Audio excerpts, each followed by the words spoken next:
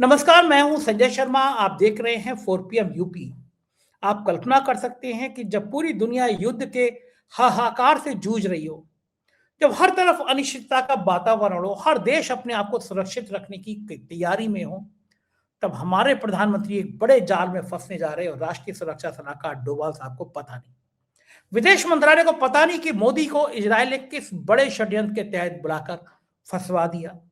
और भारतीय जनता पार्टी के सांसद निशिकांत दुबे ने एक ऐसा चाल चली है, ऐसा दांव चला है कि मोदी जी को पसीने आ जाएंगे। राजीव रंजन जी के संग जबरदस्त चर्चा है, आपके रोंगटे खड़े हो जाएंगे पूरी बातचीत सुन के। चैनल को सब्सक्राइब करिए, ज्वाइन करिए। चलते हैं राजीव रंजन के पास। राजीव भाई, अमेरिका और इजरायल ने मिलकर हमारे विश्व गुरु जी को यूज कर लिया। पहले बड़े दिनों से गोदी मीडिया दावा कर रही थी कि इजरायल के प्रधानमंत्री आने वाले हैं भारत में, यहाँ जाएंगे वहां जाएंगे, ये करेंगे वो करेंगे। गोदी मीडिया के चैनलों पे शो शुरू हो गए। लेकिन बाद में पता नहीं कौन सी चाल चली कि हमारे प्रधानमंत्री जी को, मोदी जी को इजरायल बुला लिया गया। इजरायल के बढ़िया टेलर से कपड़े भी सिलवा लिए गए वहां के प्रधानमंत्री ने, भारत जैसे। हमारे प्रधानमंत्री को रिझाने के लिए, जैसे पुराने जमाने में इंद्र के राज दरबार में नृत्यकाएं नृत्य करती थी, ऐसे कपड़े पहन के नेतन्याहू ने दिखा भी दिया। और हमारे प्रधानमंत्री जी इंद्र की तरह मोहित भी हो गए। उन्होंने लिख भी दिया कि भारतीय प्रधान में इजरायल के प्रधानमंत्री ने जो प्रदर्शन किया वो बड़ा आत्मा को टच कर गया। इस तरह की बातें लिख दी उन्होंने। इजरायल की पार्लियामेंट को संबोधित भी करा दिया। और प्रधानमंत्री जी लौट के आके जश्न मनाते, गोदी मीडिया उस पर घंटों घंटों चर्चा करते, उससे पहले ईरान पर हमला कर दिया गया। भारत के हर बुरे वक्त में ईरान साथ खड़ा रहा। चाहे पाकिस्तान का मामला हो, पाकिस्तान के खिलाफ जाके भारत का साथ दिया। अटल बिहारी वाजपेयी जैसे नेता ईरान के पक्के दोस्त रहे। लेकिन हमारे प्रधानमंत्री जी पता नहीं अमेरिका से कितना डर गए, क्या कान में फूंक दिया इजरायल के प्रधानमंत्री जी ने, ट्रंप ने, कि एक एक्स पर एक भी शब्द नहीं बोला। जो ट्विटर, हमारी भाषा में एक्स तो थोड़ा मुश्किल लगता है क्या ना, ट्विटर ये भी सही लगता है। लोग हैरान है कि देश के शिया तो बड़ा समर्थन करते थे बीजेपी का, और लखनऊ से दिल्ली से श्रीनगर तक बड़ा भारी विरोध हो रहा है। और अमेरिका ने सोचा नहीं था कि एक 86 साल के एक आदमी को इस तरह शहीद का दर्जा दिया जाएगा, पूरी दुनिया उसका सम्मान करेगी। ये अगर जियो पॉलिटिक्स में देखें तो क्या आपको लगता है कि मोदी जी का पूरा इस्तेमाल कर लिया गया? भारत के प्रधानमंत्री को एक शतरंज की चौसर में बचाकर हलाल कर दिया गया, उनकी नीतियों को खत्म कर दिया गया। क्या खेल क्या है इसके पीछे, आपको क्या लगता है? बहुत बढ़िया सवाल है संजय जी आपका। और मेरा मानना है कि शहीद खमनई जो है, ये जीवित खमनई से कई गुना ज्यादा खतरनाक साबित होंगे। ये जो शहादत 86 साल के एक वृद्ध ने दी है, ये पूरे के पूरे मुस्लिम जगत को जो है एक करेगा। एकता जो है ये इनके बीच में फिर से इनको एक सूत्रीय बांधने का काम करेगा। अब आते हैं आपके मूल सवाल पे कि क्या भारत के प्रधानमंत्री का अमेरिका और इजराइल ने इस्तेमाल कर लिया है। देखिए, दो थ्योरी हो सकती है। एक तो ये है कि भाई हमारे प्रधानमंत्री जो है उनको पता नहीं था, मासूमियत में वो वहां पहुंच गए, उनको इनविटेशन था, वहां पहुंच गए और उनको यूज करके इजराइल और अमेरिका ने एक ऐसा माहौल बनाया कि ईरान के साथ बातचीत चल रही है और युद्ध अभी नहीं होगा, और वो एक छद्म का आवरण ओढ़ा और जैसे ही भारत के प्रधानमंत्री गए इन्होंने हमला कर दिया। एक थ्योरी ये है। दूसरी थ्योरी ये बोलती है कि मोदी जी ने अपने आप को इसके अंदर इंसर्ट किया। ये पूरे के पूरे घटनाक्रम में ये एक खुद सक्रिय पात्र बने हैं और ये जान के बने हैं, स्वेच्छा से बने हैं। ठीक है, तो ये जो एक नाटक, एक प्रपंच रचा गया जहां पे ईरान को एक सिग्नल दिया गया कि भाई अभी तो एक वर्ल्ड की सबसे बड़ी डेमोक्रेटिक कंट्री का प्रधानमंत्री इजराइल आ रहा है, तो अभी तो ऐसा लगता नहीं है कि एक हफ्ता 10 दिन 15 दिन जो है किसी भी तरीके से अटैक होगा। किसी ने भी नहीं सोचा था कि जब वर्ल्ड के सबसे बड़े प्रजातांत्रिक देश का प्रधानमंत्री इजराइल की संसद को संबोधित कर रहा है, उसी वक्त में इजराइल की सेना जो है ईरान पे अटैक करने की जो है वो आप कह लीजिए कि रणनीति बना रही है। तो ये इजराइल और अमेरिका ने रणनीति बनाई थी और उसमें मोदी जी एक पात्र के रूप में इस्तेमाल हुए। इसमें कोई दो राय नहीं होनी चाहिए, कोई शक नहीं होना चाहिए, कोई शुबा नहीं होना चाहिए। अब इसमें एक सवाल ये उठता है कि मोदी जी जानते समझते हुए उन्होंने अपने आप को इसके अंदर में इंसर्ट किया, डाला कि मोदी जी का इस्तेमाल कर लिया गया।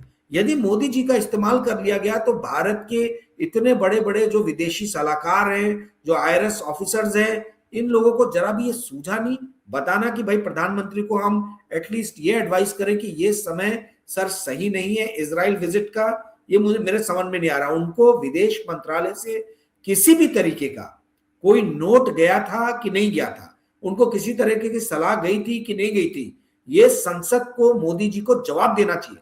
और मुझे समझ में नहीं आ रहा कि कांग्रेस हो गई, ये समाजवादी पार्टी होगी, ये तृणमूल कांग्रेस होगी, ये जो अल्पसंख्यकों के हिमायती बनती है पार्टियां, ये क्यों खामोश है।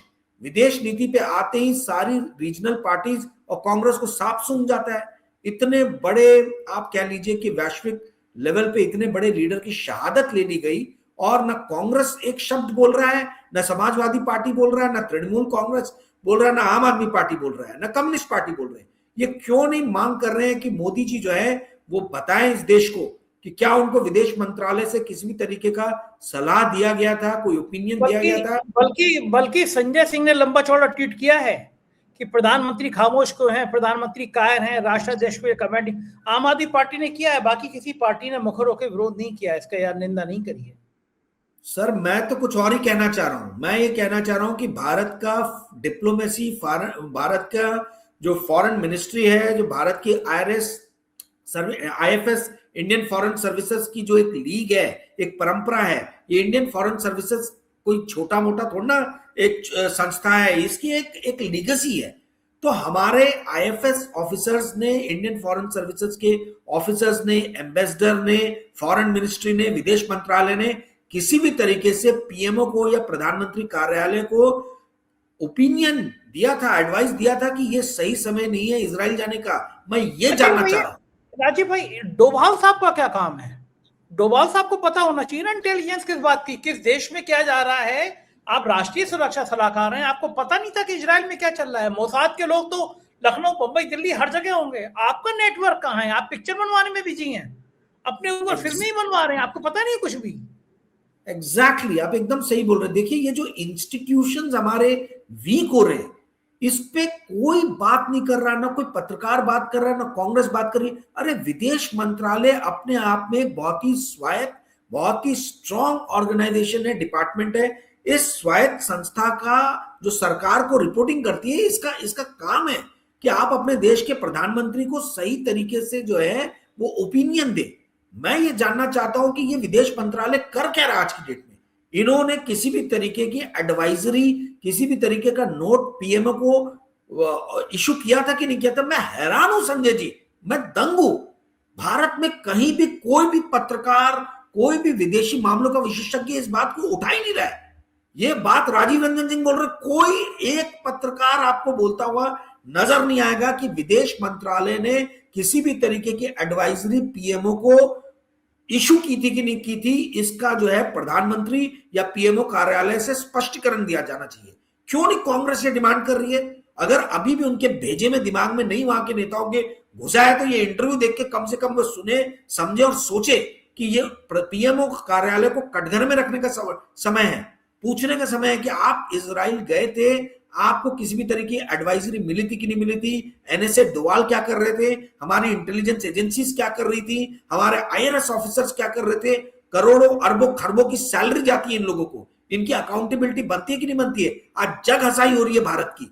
मोदी जी स्वेच्छा से इसके अंदर में पात्र बने थे कि उनका इस्तेमाल कर लिया इजराइल और अमेरिका ने। इस बात की सघन जांच होनी चाहिए। और ये जो है, ये मतलब मुझे समझ में नहीं आता कि इन बातों को अपोजिशन क्यों नहीं स्ट्रांगली उठाता है, जिस तरीके से मैं और आप पत्रकार हम लोग इस बात को उठा रहे हैं। जी संजय जी।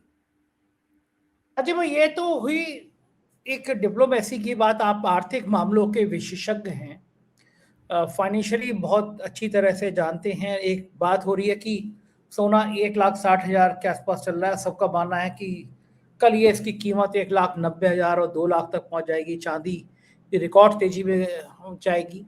शेयर बाजार का क्या हाल होगा आज जब शेयर मार्केट खुलेगा? तो क्या लगता है आपको? और अगर धड़ाम होगा तो कब तक धड़ाम होगा? क्या असर पड़ेगा इस युद्ध का भारत के आम आदमी पर? पेट्रोल डीजल अगर महंगे होंगे तो सरकार कैसे संभालेगी? और अभी क्या ये जो कीमतें बढ़ेंगी ये तत्काल ही कुछ ही दिनों की होंगी, या इसका दीर्घकालिक असर पड़ सकता है बाजार पर और आम आदमी की जिंदगी पर? कई सारे सवाल आपने एक सवाल में लपेट दिया है, तो मैं एक एक करके सबका जवाब देता हूं। पहले आपने कहा कि भाई इस युद्ध का क्या असर पड़ेगा।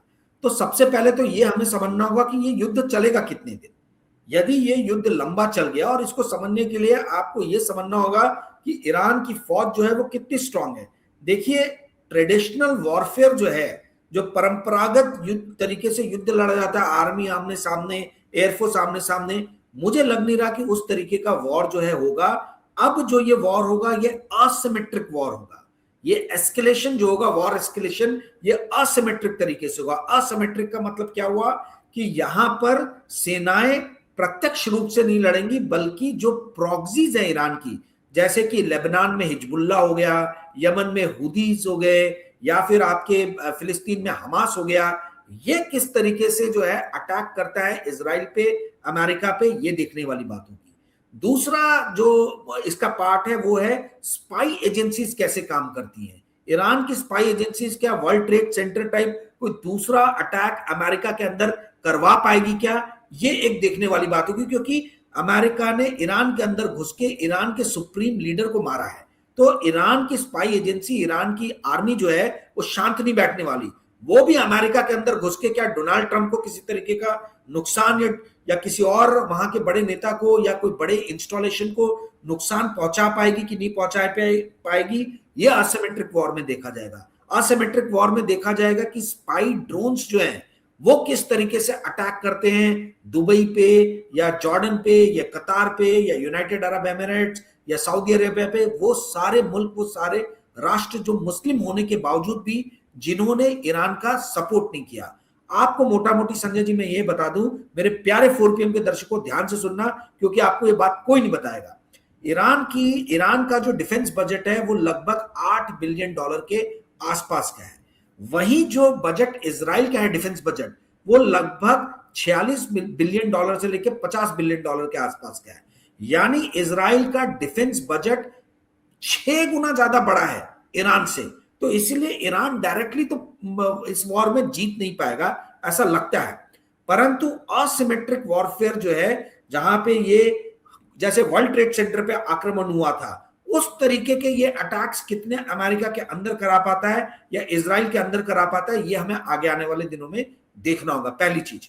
दूसरी चीज, चीन जो है, जो अभी तक परोक्ष रूप से ईरान को मदद कर रहा था, इंटेलिजेंस के जरिए, सैटेलाइट उपकरणों के जरिए, हथियार मुहैया करा के, वो कितना ईरान को आगे चल के युद्ध में सपोर्ट करता है, वो डिफाइन करेगा वर्ल्ड के फाइनेंशियल सिनारियो को आगे आने वाले दिनों में कैसा होगा।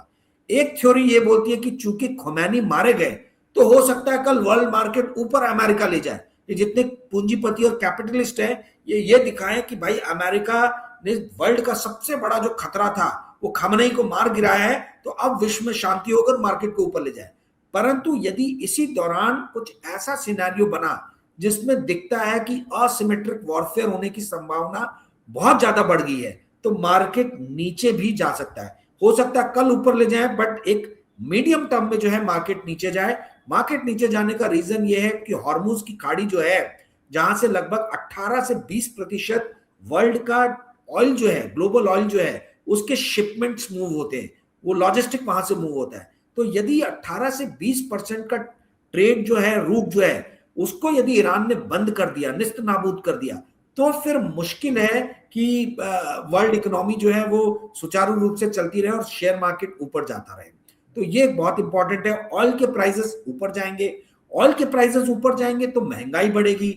भारत जैसा राष्ट्र जो अपनी रिक्वायरमेंट का मात्र 15% ही ऑयल खुद प्रोड्यूस कर पाता है, बाकी 85% ऑयल जो है हम इंपोर्ट करते हैं। चाइना जो वर्ल्ड की सेकंड सबसे बड़ी इकोनॉमी है, ये भी लगभग 60 से 65%, मतलब आप ये समझ लीजिए मोटा मोटी आधा ऑयल जो है अपने रिक्वायरमेंट का वो इंपोर्ट करता है और आधा ही प्रोड्यूस कर पाता है। तो चाइना बड़ी इकोनॉमी है, 15 मिलियन बैरल पर डे का उसका ऑयल कंजम्पशन है, तो लगभग 7 से 7.5 मिलियन बैरल जो है चाइना इंपोर्ट करता है। भारत प्रतिदिन 4.5 million barrel per day oil consume करता है, जिसमें से 4 million barrel per day import करता है। तो यदि ऑयल के प्राइसेस बढ़े तो ये दो इकोनॉमीज में जितनी भी मैन्युफैक्चरिंग फैसिलिटीज हैं इनके दाम बढ़ जाएंगे, और जब यहां दाम बढ़ जाएंगे तो लोग खरीद नहीं पाएंगे, और खरीद नहीं पाएंगे तो इकोनॉमी जो है उसमें हम कहीं देखेंगे कि कहीं गिरावट आएगी। वहीं अमेरिका में ऑयली ऑयल है, वर्ल्ड का आज की डेट में अमेरिका सबसे बड़ा ऑयल का प्रोड्यूसर है। वर्ल्ड में 100 million barrel per day oil रोज कंज्यूम होता है, उसमें से अमेरिका 15 से 16 मिलियन बैरल जो है प्रोड्यूस करता है। तो अमेरिका में ऑयल की कोई कमी नहीं है। तो ये पूरा का पूरा जो वॉर जो पूरा ईरान को घेरा गया है, ये एक्चुअल में ईरान को सामने रख के चाइना की इकोनॉमी को कमजोर करने का एक, आप कह लीजिए कि मोहरा फेंका गया है। ये एक्चुअल में अटैक चाइना के ऊपर में, चाइना अपने आप को कैसे बचाता है ये देखना पड़ेगा।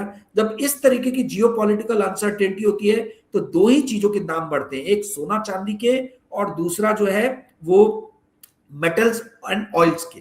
तो प्रीशियस मेटल बढ़ेगा, मेटल के प्राइसेस बढ़ेंगे, यानी कॉपर, अल्युमिनियम ये सब बढ़ेगा, और साथ ही साथ क्रूड ऑयल के प्राइस बढ़ेंगे। कल ही क्रूड जो है 3% अप गया था, पर ये अप रहेगा इस बात पे डिपेंड करता है कि ईरान की कितनी मंशा है कि वो इस युद्ध को आगे बढ़ाए। मैंने जैसा कि आपको बताया कि ईरान का रक्षा बजट जो है उससे 6 गुना बड़ा इजराइल का रक्षा बजट है, और अमेरिका का रक्षा बजट तो $1 ट्रिलियन का है। ठीक है, तो ईरान इनसे ट्रेडिशनल वॉर प्रत्यक्ष रूप से तो लड़ नहीं पाएगा, बट यदि इन्होंने world trade centre type America में कुछ अटैक कर दिया तो आप समझ लीजिए कि वर्ल्ड के फाइनेंशियल मार्केट में, इक्विटी मार्केट में, स्टॉक मार्केट में भूचाल आ जाएगा। जी जी संजय जी। एक समस्या और है कि भारत का एक बहुत बड़ा निवेश दुबई में हुआ है। शाहरुख खान, अंबानी, अडानी और मित्तल सबके बड़े बड़े आलीशान एसेट्स दुबई में हैं। शाहरुख खान से लेके विवेक ओबराय तक सारी फिल्म इंडस्ट्री के बड़े बड़े बंगले हैं। और भारत के बहुत सारे लोग दुबई में, चूंकि वो ये मानते थे कि दुबई सबसे ज़्यादा सुरक्षित जगह है, और दुबई ने अपने आप को प्रस्तुत किया भी और ऐसा बनाया भी दुबई ने कि सबसे सुरक्षित जगह है। ईरान की जो अटैक की पॉलिसी है दुबई की अबू धाबी पे, उसने एक दहशत का माहौल पैदा कर दिया है। ऐसे में भारत सरकार को चाहिए था कि वो सांत्वना देता, दुबई उसका दोस्त है, मैसेज देता, लेकिन निशिकांत दुबे जैसे भारतीय जनता पार्टी के सांसद ट्वीट कर रहे हैं, एक्स पर लिख रहे हैं कि जो भारत का पासपोर्ट छोड़कर दुबई जा बैठे थे, अब देख लो दुबई का क्या हाल है। मैं हंस रहा था कि सांसद जी को इतना नहीं पता कि दुबई पासपोर्ट नहीं देता, एक आईडी देता है, एमिरेट्स आईडी। मेरे पास भी है, अगर आप कंपनी खोलते हो आपको एमिरेट्स आईडी मिलती है। उसका इतना होता है कि मैं जब जाता हूँ तो मुझे वीज़ा की जरूरत नहीं पड़ती, मैं सीधा टिकट खरीद कर दुबई जा सकता हूँ। लेकिन दुबई पासपोर्ट नहीं देता। जो परमानेंट रह रहे हैं वो या तो किसी और देश के वीजा पासपोर्ट लेके रह रहे हैं, लेकिन भारत का आदमी जाके वो दुबई में रहने लगे, दुबई पासपोर्ट दे दे, ऐसा सांसद जी को पता नहीं। यानी दुबई की मजाक उड़ाई जा रही है सोशल मीडिया पे। अब मुझे पता नहीं कि हिरेन जोशी जी बना रहे हैं या कोई और बना रहा है, एक लगातार सब लोगों से मैसेज कराया जा रहा है कि हम भारत में बड़ा सुरक्षित हैं, धन्यवाद मोदी जी, कि देखो बाकी दुनिया का क्या हो रहा है, हम बड़ा सुरक्षित हैं। यहाँ पे पुल गिर जाते हैं, या भगदड़ में लोग मर जाते हैं, या दिल्ली में बम फट जाता है, या पुलवामा में अटैक हो जाता है, या बीमारी से लोग मर जाते हैं, या भुखमरी से लोग मर जाते हैं, लेकिन मोदी जी हम बड़े सुरक्षित हैं। आप दुबई की बदनामी करके और ये मैसेज कह के हम बड़े महान हैं, भारत का एक बड़ा व्यापार जो दुबई के साथ है, यूएई के साथ है, उस पर असर डाल रहे हैं या नहीं डाल रहे हैं। और जब बीजेपी के सांसद ही ऐसा ट्वीट करेंगे तो उसका क्या अर्थ होगा? दुबई की सरकार को क्या पसंद आएगा कि रूलिंग पार्टी का सांसद, उनके देश की पहली बार ऐसा दुबई में हालात पैदा हुए, वरना दुबई बड़ा शांत है, बहुत डेवलप कंट्री है, पूरी दुनिया के लोग वहाँ पे आ रहे हैं। और ईरान की शायद ये रणनीति भी होगी कि ये मुस्लिम कंट्री शांत रहे, हमारे साथ नहीं रहे, तो इनका भी तहस नहस कर दो, जिससे ये अमेरिका से जाके कहें कि हजूर शांत करो, वरना हम तो कहीं के नहीं रहेंगे। अगर ये माहौल बन गया कि दुबई भी इस क्षेत्र में, इस जद में आ गया, तो दुबई का तो एकदम निवेश, दुबई का मार्केट, दुबई का रियल एस्टेट एकदम नीचे आ जाएगा। और शायद ईरान की रणनीति भी है कि देशों में अनिश्चितता पैदा करें तो ये देश अमेरिका पे दबाव बनाए। आपका क्या ख्याल है? यही तो असिमेट्रिक वॉर है जिसके बारे में मैंने बात किया कि जो भी सहयोगी राष्ट्र हैं उनके ऊपर, चाहे वो इजराइल हो, चाहे यूनाइटेड अरब एमिरेट्स हो, चाहे सऊदी अरबिया हो, यहां पे किस तरीके से अंदर अटैक किए जाए। जैसे वर्ल्ड ट्रेड सेंटर पे अमेरिका में अटैक हुआ था, अब ईरान जो है वो ट्रेडिशनल वॉर लड़ने की, आप कह लीजिए कि हालात में नहीं है, क्योंकि पूरी ऊपर की लीडरशिप खत्म कर दी गई है। डिफेंस मिनिस्टर को मार गिराया गया है, वहां के जो आर्मी चीफ थे उनको मार गिराया गया है, और सुप्रीम कमांडर खamenei जी को मार गिराया गया है। तो अब ये असिमेट्रिक वॉर होगी, अब ये अल बुर्ज जो है उसके ऊपर में जो है बम होगा, मिसाइल गिरेगी, दुबई के जो बड़े बड़े होटल्स हैं वहां हम देखेंगे कि निशाना बनाया जाएगा, सऊदी अरबिया की बड़ी बड़ी पेट्रोकेमिकल जो है फैसिलिटीज उनको निशाना बनाया जाएगा, इजराइल की बड़ी बड़ी टेक्नोलॉजी कंपनीज के जो ये हैं वहां पे निशाना बनाया जाएगा। इसी को असिमेट्रिक वॉर कहा जाता है। और ईरान जो है वो वही प्रयास करेगा कि अब जो है जिस तरीके से ये हमारे देश के अंदर घुस के इन्होंने हमारे सुप्रीम कमांडर को मारा है, उसी तरीके से हम इनके देश में घुसेंगे और देश में घुस के सुसाइड बॉम्बिंग करके या जो भी हो, जैसा भी हो, हम इनको नुकसान पहुंचाएंगे। और आप ये सही कह रहे हैं कि दुबई जो है वो ना चाहते हुए भी इस लपेटे में आ सकता है। और इनफैक्ट कल हमने देखा है कि ईरान ने 400 मिसाइलें दागी हैं, जॉर्डन पे भी दागी है, कतर पे भी दागी हैं, यूनाइटेड अरब एमिरेट्स के जो अबू धाबी और दुबई हैं राज्य, उन पे भी दागी हैं, सऊदी अरबिया पे भी दागी हैं। तो मिसाइल तो वो दागी रहा कंटिन्यूसली। तो ये कहना कि दुबई बच जाएगा, मुझे दिख नहीं रहा, मतलब मुझे शक है कि ऐसा होगा, क्योंकि यूनाइटेड अरब एमिरेट्स ने प्रत्यक्ष रूप से अमेरिका का साथ दिया है। तो यदि ईरान ने ठान लिया कि हमें इनकी ऐसी की तैसी करना है, तो इसमें अमेरिका और इजराइल ही नहीं फंसेंगे, ये भी फंसेंगे। अब आते हैं आपके सवाल पे कि भारत के यदि राजनेता, वो भी सत्तारूढ़ पार्टी के राजनेता, यदि इस तरीके के भद्दे कमेंट्स करते हैं यूनाइटेड अरब एमिरेट्स के खिलाफ, दुबई के खिलाफ, तो क्या वहां के शासक इस चीज को मतलब कैसे लेंगे? जाहिर सी बात है उनको अच्छा नहीं लगेगा, वो इस चीज को ठीक से नहीं लेंगे। इंडिया के, आपने सही कहा कि बड़े बड़े लोग जाके दुबई में बैठे हैं, विनोद अदानी हो कि विवेक ओबेरॉय हो, ये बड़े बड़े लोग जो है दुबई में जाके, ये दुबई इनकी शरणास्थली बनी है। तो निशिकांत दुबे जैसे लोग जो हैं वो इस टाइप के इन्फ्लुएंशियल लोगों के लिए प्रॉब्लम क्रिएट कर रहे हैं। यदि दुबई का जो शहंशाह है वो एक बार खसक गया उसका दिमाग, तो निशिकांत दुबे को तो कुछ नहीं होगा, पर जो हमारे लोग वहां जाते हैं, जाके बसे हुए हैं, उनके लिए बड़ी दिक्कत आ सकती है। मैं आपको बता दूं संजय जी, भारत के लगभग 90 लाख लोग आज की डेट में खाड़ी में काम कर रहे हैं, 90 लाख। और मैं आपको, मेरे प्यारे 4PM के दर्शकों ध्यान से सुनना, ये भी आपको कोई नहीं बताएगा, किसी भी कंट्री का जो ट्रेड बैलेंस, जो करंट अकाउंट बैलेंस जो रहता है, वो बनता है current account balance is equal to trade balance plus primary plus secondary, ठीक है, बैलेंस इनको प्लस करके बनता है। प्राइमरी बैलेंस ने ही भारत की जान बचाई है, क्योंकि हमारा ट्रेड बैलेंस तो डेफिसिट है, हम इंपोर्ट ज्यादा करते हैं, आयात ज्यादा करते हैं एक्सपोर्ट के मुकाबले, परंतु ये जो नेगेटिव यानी जो पैसा भारत से बाहर जा रहा है आयात ज्यादा करने के कारण, उसकी भरपाई जो है वो प्राइमरी बैलेंस से होती है। प्राइमरी बैलेंस मतलब ये है कि भारत के लोग जो भारत से बाहर जाके खाड़ी देशों में, अमेरिका में इधर उधर काम कर रहे हैं और अपने घर परिवार के, अपने बच्चों के लिए डॉलर्स में या जो भी करेंसी, बाहर की करेंसी में पेमेंट भेजते हैं, उसी से भारत को बहुत ज्यादा विदेशी मुद्रा का अर्जन हो रहा है। और वही विदेशी मुद्रा जो अर्जित कर रही है, उसी से हम ऑयल खरीद रहे हैं, उसी से हम सोना चांदी खरीद रहे हैं। तो 90 लाख लोग जो भारत के बाहर काम कर रहे हैं खाड़ी देशों में, यदि ये डर के मारे एक एक करके आने लग जाएंगे, तो आज जो 80 करोड़ लोगों को हम फ्री फुकट का राशन दे रहे हैं, इसमें आप समझ लीजिए कि 4 करोड़ लोग और शामिल हो जाएंगे, ये 90 लाख प्लस इनकी फैमिली के लोग। तो क्या भारत आज की डेट में इस स्थिति में है कि प्राइमरी बैलेंस भी उसका नेगेटिव हो जाए और साथ ही वहां काम करने वाले लोग जो है वो आके यहाँ के ऊपर आश्रित हो जाए? तो इस तरीके के घटिया स्टेटमेंट देके जो है ये निशिकांत दुबे जी जो है वो देश की इकोनॉमी के साथ में बेसिकली एक तरीके से खिलवाड़ कर रहे हैं। इनको समझना चाहिए कि हम आज की स्थिति में, आज हम ऐसी स्थिति में नहीं है कि हम यूनाइटेड अरब एमिरेट्स के शासक को जो है वो प्रोवोक करके, उसको उकसा के जो है, हमको कोई फायदा नहीं मिलने वाला, नुकसान ही नुकसान है। तो ये इन लोगों को समझना चाहिए, कॉमन सेंस की बात है। यदि आप देश हित के बारे में सोचते हो तो कतई आप वहां के शासकों को प्रोवोक ना करो कि वो हिंदुस्तानियों के खिलाफ कोई एक्शन ले।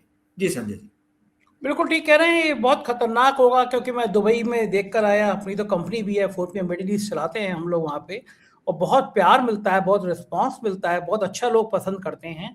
और दुबई में भारतीयों का बड़ा सम्मान है, दुबई के शासक बड़ा सम्मान करते हैं भारतीयों का।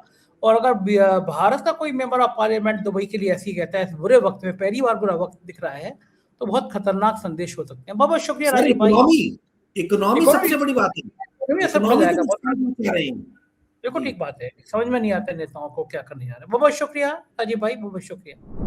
ये थे राजीव रंजन, पूरी बातचीत आपने सुनी, आपने एक-एक तर्क को ध्यान से सुना होगा।